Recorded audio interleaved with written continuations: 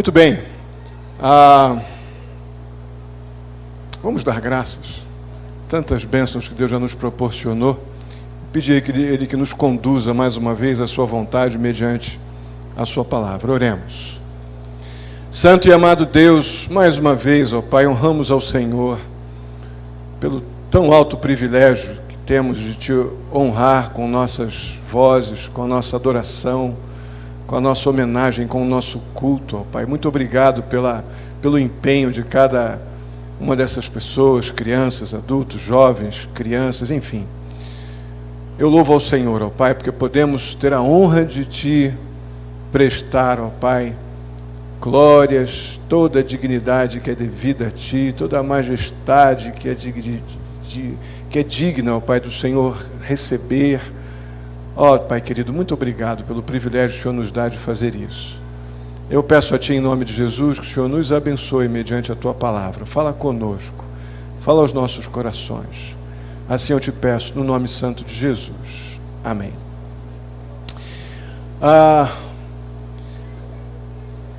Conta-se a história de um entregador de flores, que ele estava com muitas flores para entregar, e geralmente quando você entrega uma flor, manda entregar um buquê de rosas ou um buquê de flores, você prepara também uma mensagem. E esse entregador estava com muitas flores a entregar e muitas mensagens também, muitos cartões com mensagens. E havia uma pessoa, uma mulher em São Paulo, que estava aguardando que chegasse flores. Seu marido já havia comunicado: olha, você vai receber flores. O marido estava no Rio de Janeiro a trabalho, e a esposa estava na expectativa que chegassem essas flores, e de fato as flores chegaram junto com um cartão, mas o entregador estava muito enrolado, estava muito atrapalhado, e ele misturou os cartões. Eram muitos cartões. E ele, ao entregar a flor, entregou o cartão, e no cartão estava escrito assim, a mulher toda ansiosa, né, por ter recebido um cartão com flores do marido, e pega o cartão e diz assim: meus mais profundos pêsames. Ela ficou meio em choque, né, porque, afinal de contas, ela não era a esposa do marido que tinha acabado de falecer, e ela viu que estava alguma coisa errada, ficou um pouco assustada. Mas, enquanto isso, a mulher que o seu marido tinha falecido, ela também recebeu flores. E a mensagem que estava no cartão dela, vocês já imaginam, né?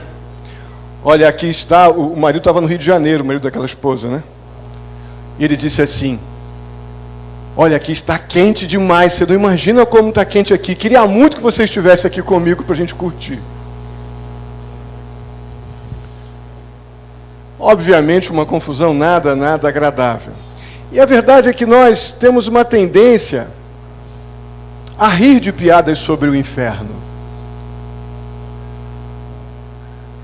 Nós temos uma tendência a ironizar o inferno.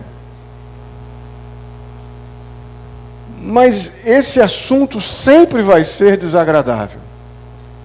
Sempre vai ser um assunto tenso. Ainda mais hoje, numa temática natalina. Vocês darem de cara com o pastor falando de inferno, devem estar perguntando: esse homem ficou doido.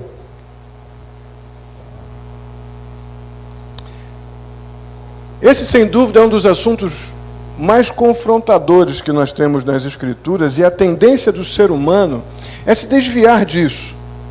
E como é que o ser humano se desvia desse tema tão tenso, desse assunto que a própria Bíblia trata com muita seriedade, que é a questão do inferno?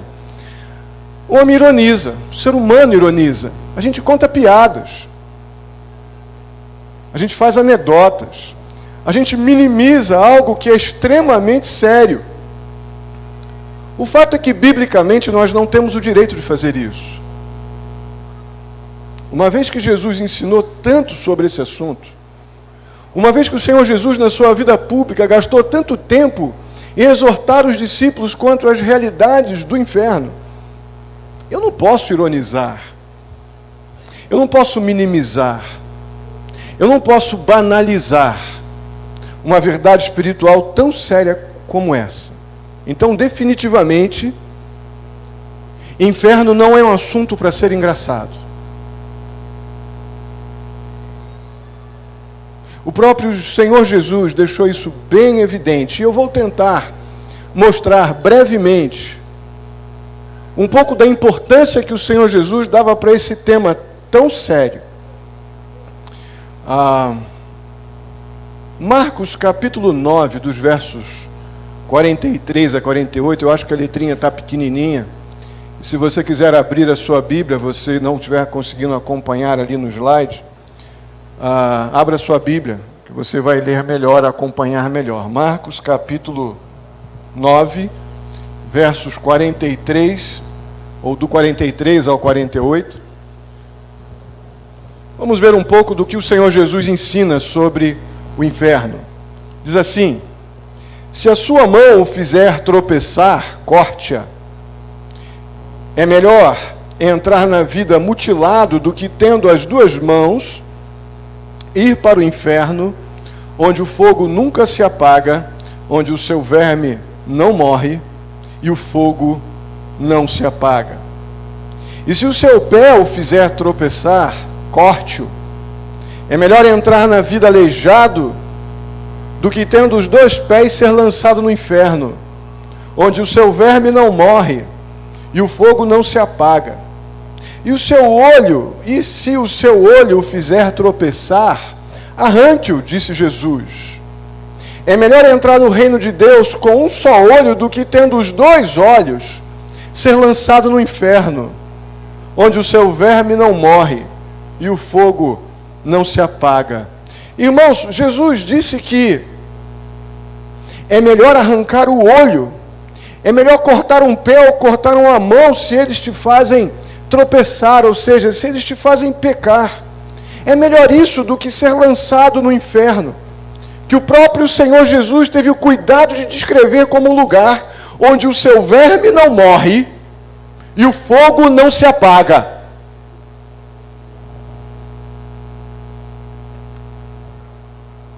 E nós temos uma tendência a ironizar esse tema. Ainda em Mateus 25, versos 41 a 46, nós vemos o Senhor Jesus afirmando que o inferno é um lugar de choro e de ranger de dentes.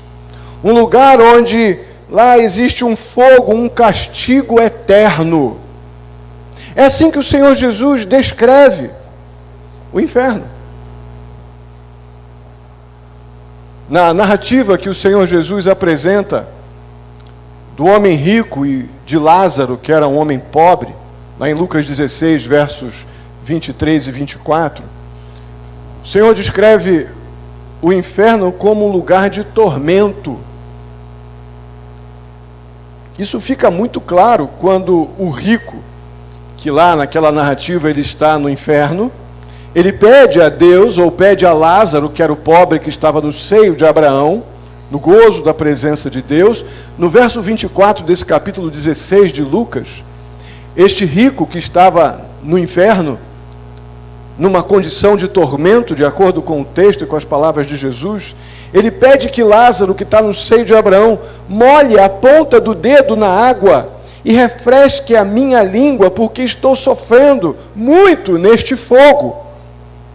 E sabemos que no decorrer do texto, vemos que Lázaro não pode sequer ouvir aquele rico, porque Lázaro está no gozo da presença do Senhor, está nos céus, na presença de Deus, como homem que creu em Jesus no tempo que se chama hoje, creu em tempo no amor e na graça salvadora que Deus ofereceu ao homem através de Jesus Cristo. Meus irmãos, temos muito mais a falar sobre isso, sobre os ensinamentos do Senhor Jesus sobre o inferno, mas eu creio que isso aqui, que vimos até agora, são descrições suficientes para descrever que Jesus não trata o inferno como apenas um lugar onde aqueles filmes do Walt Disney que tem o Patetinha mal e o Patetinha bom, já viram?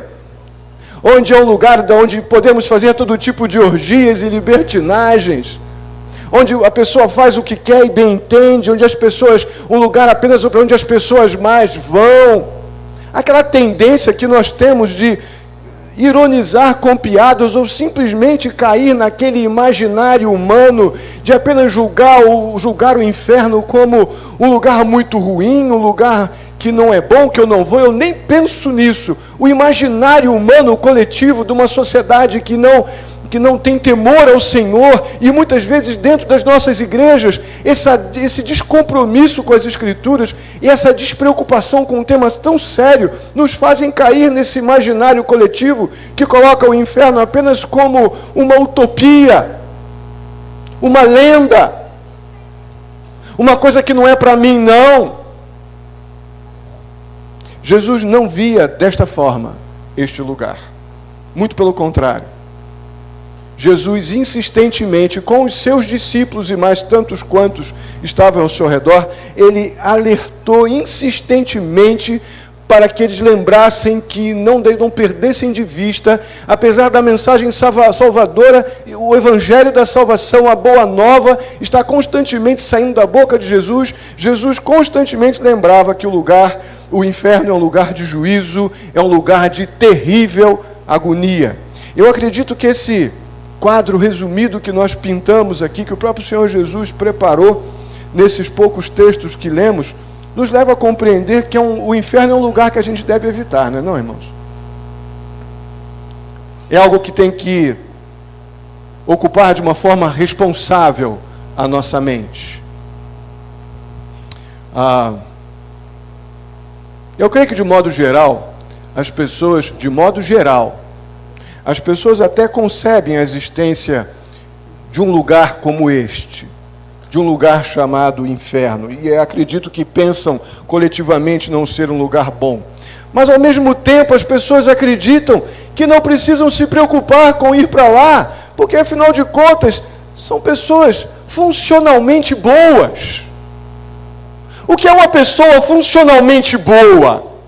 Eu não roubo, eu não mato, eu não trato mal as pessoas, eu não xingo, eu dou esmola no ponto, eu dou esmola no sinal, eu faço caridade, eu participo das campanhas que dão comida e roupa para os carentes, para os necessitados. Eu sou uma pessoa funcionalmente boa. Eu não tenho, então, de forma alguma que me preocupar com o inferno. Os únicos que vão para o inferno são os assassinos. Os únicos que vão para o inferno são os terroristas lá do Estado Islâmico no Oriente Médio. E todas as demais pessoas que estão aí nesse tipo de perfil. Eu não. Eu sou uma pessoa funcionalmente boa, porque eu não faço mal para ninguém. Meu querido irmão e amigo que nos visita, pense comigo. Jesus ensina que se um homem cobiça, se um ser humano deseja um homem ou uma mulher que não é a sua esposa ou seu marido, a Bíblia nos diz lá em Mateus 5, 28, 30, que todo o seu corpo pode ser lançado no inferno. Por você cobiçar a mulher ou o marido que não é o seu ou a sua. O Senhor Jesus nos diz em Mateus 5, 22, que estamos estudando aqui de quarta-feira, que se você tem ódio de alguém, você xinga, ofende alguém, você é culpado de assassinato aos olhos de Deus. Vimos isso nessa última quarta-feira. A Bíblia diz lá no verso 22 do capítulo 5 de Mateus, culpado o suficiente para ir para o inferno de fogo. Em outras palavras, meus irmãos, de acordo com Jesus, nós estamos todos com um grande problema chamado pecado. Todos nós, não escapa um. Nós todos somos pecadores. E por isso nós potencialmente somos merecedores, sim, de sermos lançados no inferno, sem dúvida alguma. Não ache porque você funciona direitinho que você não é pecador. E não tem o menos pecador ou o mais pecador. Jesus foi à cruz para morrer por pecadores. Isso nos coloca numa posição bastante comprometedora diante de Deus. Mas você ainda pode estar perguntando na sua cabeça: pastor, o que isso tem a ver com o culto de Natal? Vou dizer para você, tem tudo a ver. Tem tudo a ver. Desde domingo passado, com a mensagem que ouvimos sobre a encarnação de Deus, o Senhor Jesus Cristo. Quando Jesus nasceu, o anjo anunciou aos pastores a seguinte mensagem. Lucas capítulo 2, versos 10 a 11. Vamos ler juntos. Não tenham medo. Eu lhes trazendo boas novas de grande alegria, que são para todo o povo. Hoje, na cidade de Davi, lhes nasceu o Salvador, que é Cristo, o Senhor. Está aqui o motivo. Está aqui o motivo pelo qual, num culto que nós celebramos, lembrando o nascimento do Senhor Jesus Cristo, é exatamente este o motivo pelo qual estamos falando de inferno.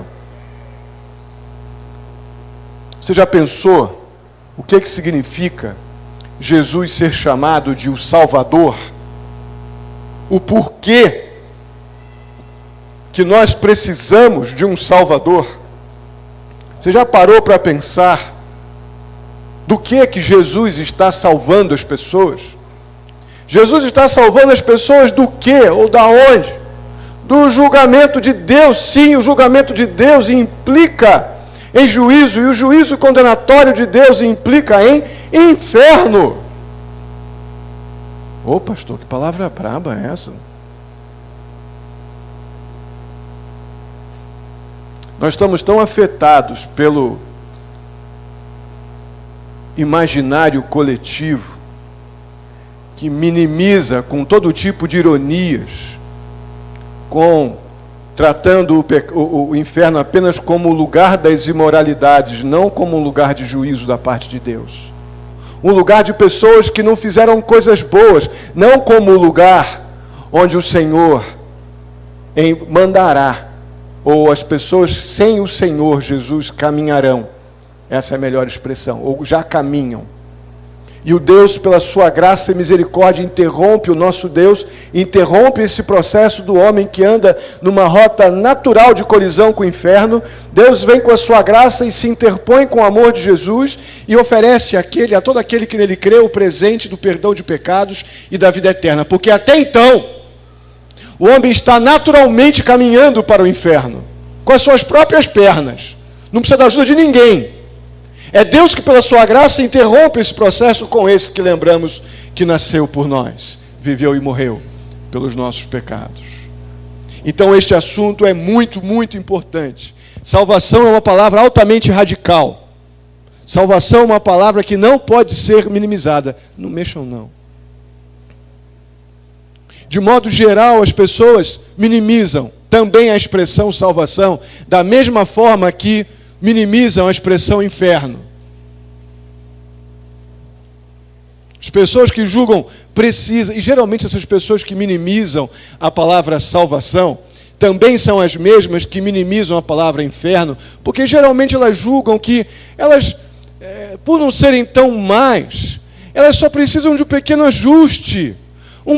ajuste no senso de moralidade delas. Elas não são pessoas ofensivas, então elas não precisam de um salvador, porque o problema delas não é pecado, o problema delas é um ajustezinho. São as mesmas pessoas que minimizam a expressão salvação e por isso minimizam a expressão inferno, porque não acham que são tão pecadoras assim. E um ajustezinho nas ideias, enfim, um pequeno conserto já dá.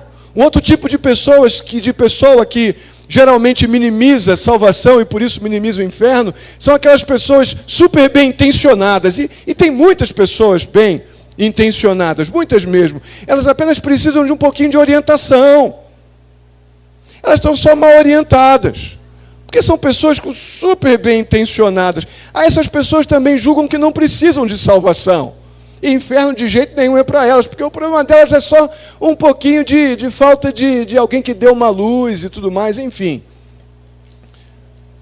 É por essas e outras, que salvação na Bíblia é uma palavra radical tanto quanto o inferno, ou tanto quanto. muito radical. E foi para deixar bem clara essa condição, essa expressão salvação, foi para deixar bem clara essa condição do ser humano aos olhos de Deus. As pessoas precisam de um Salvador. O ser humano precisa de um Salvador. E as pessoas que precisam desse Salvador são aquelas que compreendem, que estão percebendo a terrível condição que elas estão na situação de pecadores. A pessoa que percebe a situação que está, a situação espiritual que o seu pecado lhe colocou, de separada de Deus, porque a Bíblia nos diz que o pecado nos separa de Deus.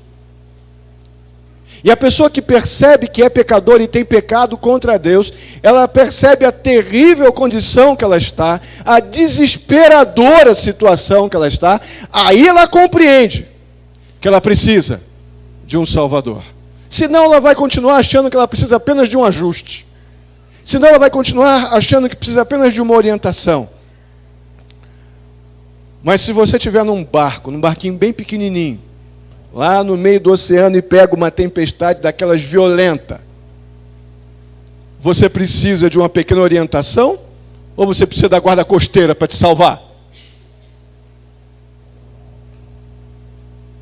Eu acho que todos nós ficaríamos muito felizes com a guarda costeira.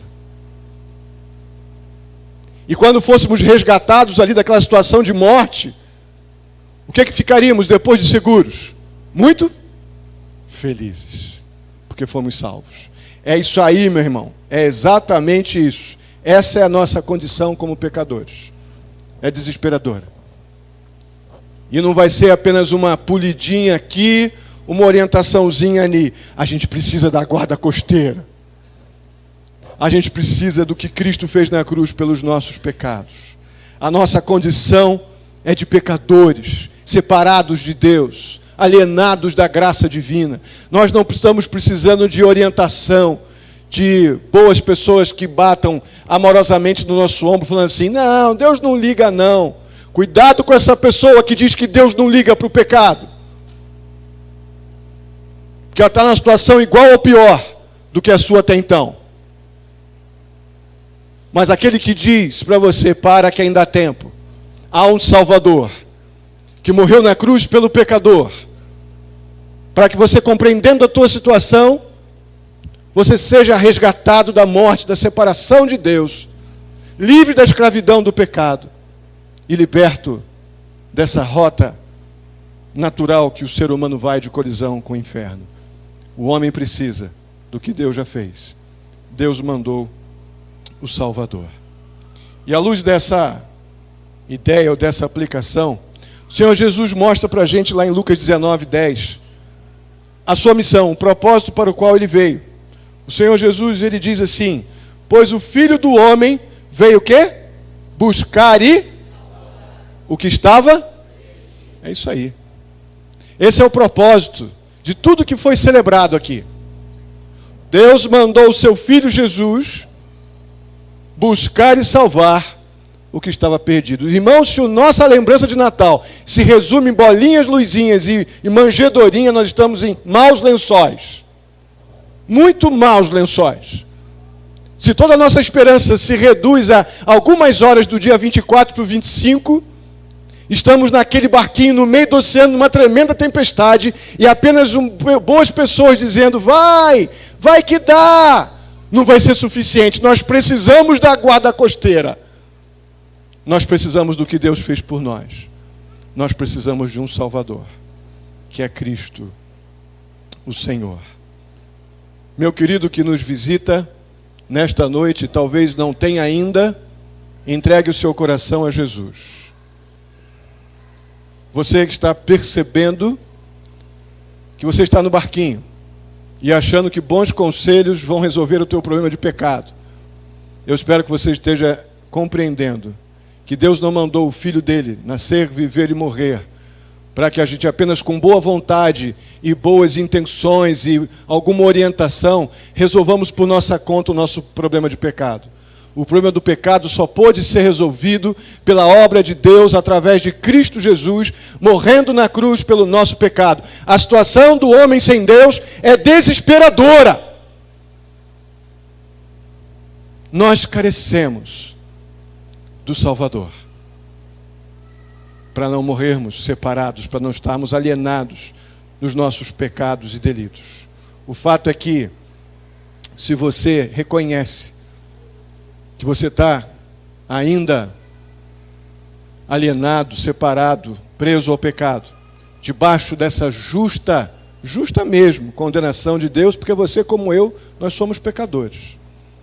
Então, a mensagem do Natal para você, a mensagem desta noite, ela é muito específica. Não tenha medo. Estou trazendo para vocês boas novas de grande alegria. Boa notícia. Quando as pessoas foram salvas lá do barquinho e entraram no barco da guarda costeira, se sentiram seguras, elas tiveram então um motivo de grande alegria. E eu quero muito que você saia daqui hoje.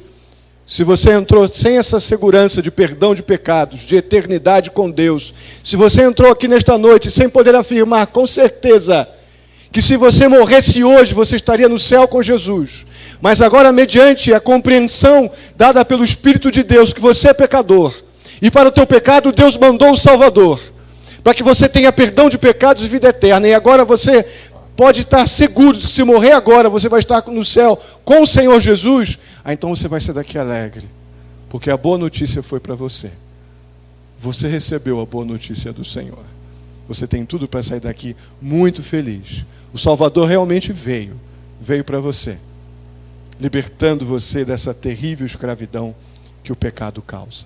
Vamos ficar de pé.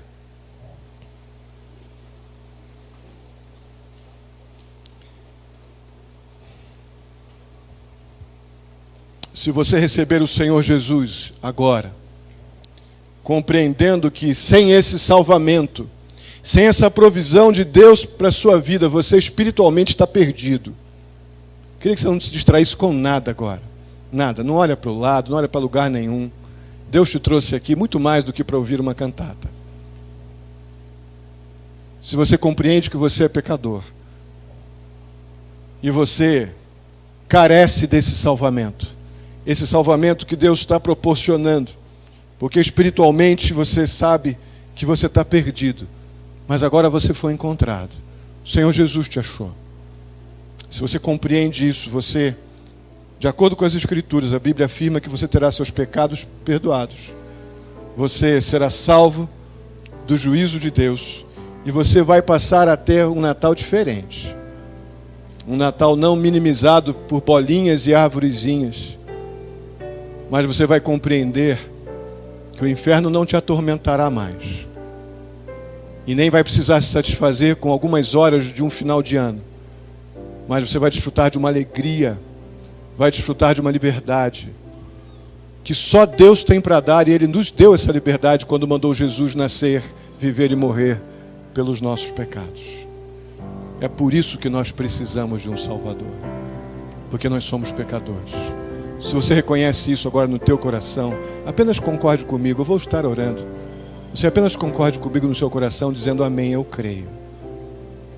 Meu Deus, meu Pai, muitíssimo obrigado por tudo que o Senhor nos deu, desde da tarde, quando nos reunimos aqui na nossa escola bíblica dominical. Muito obrigado por este culto que o Senhor permitiu que nós prestássemos ao Senhor. Muito obrigado, ó Pai, pelas crianças, adultos, jovens, cada pessoa envolvida no treinamento, nos ensaios. Que o Senhor os abençoe ricamente. Ó Pai querido, agora fomos confrontados pela Tua palavra com a realidade do inferno, mas também fomos confrontados com a realidade da salvação. Ó Deus querido, o Senhor não esconde de nós a realidade do juízo para o pecador que não reconhece o seu estado de separado de Ti. Mas ao mesmo tempo o Senhor deixa completamente clara a Tua vontade de salvar. A Tua vontade de salvar o pecador arrependido, mandando Jesus nascer por todo aquele que creu, para todo aquele que crê, para que ele não morra mais eternamente, muito pelo contrário, tenha o perdão de pecados e a vida eterna. Ó Deus querido, em nome de Jesus, nós precisamos desse Salvador que nasceu por nós. Ó Pai, em nome de Jesus, se há alguém aqui que entendeu que é pecador, entendeu o estrago que o pecado faz, a desesperadora situação que é do homem separado de Deus por causa do pecado, ó Pai, e agora está reconhecendo e percebendo o Teu amor, a Tua graça salvadora, está sendo reconciliado e sentindo a gostosa paz do Senhor, porque reconhece que é pecador e reconhece que o Senhor resolveu o nosso problema de pecado, mandando o Salvador, mandando Jesus buscar o pecador que estava perdido. Se havia alguém aqui perdido, ó Pai, em nome de Jesus, que ele se sinta achado pelo Senhor agora. Muito obrigado pela Tua palavra. Muito obrigado por esta verdade libertadora. Muito obrigado porque podemos celebrar o verdadeiro, real e intenso, diário, as realidades diárias do nascimento do nosso Senhor Jesus Cristo. Muito obrigado. Que aqueles que tomam a decisão ao Teu lado nesta noite sintam-se plenamente confortados pela gloriosa presença do Salvador Jesus Cristo, os libertando da escravidão e do medo que o pecado impõe. Assim eu Te agradeço, pedindo que o Senhor nos leve em paz para os nossos lares. Nos dê uma semana cuidada, dirigida em tudo pelo Senhor. Assim eu Te peço, muito agradecido, no nome santo de Jesus, que a graça do nosso Senhor e Salvador Jesus Cristo, o amor de Deus, nosso amado Pai, a comunhão e a consolação do Espírito Santo esteja sobre a vida de cada um, hoje e até a vinda do nosso Senhor Jesus Cristo. Amém e amém. Deus abençoe. Pode sentar. Se você tomou uma decisão ao lado do Senhor Jesus, não levante ao final. Fique no seu lugar. Nós estaremos indo até você para orar com você, para conversar com você. Tenha o seu momento de oração. Estarei à porta cumprimentando os irmãos, mas se você entregou o seu coração a Cristo, fique aí no seu lugar, que alguém vai procurá-lo.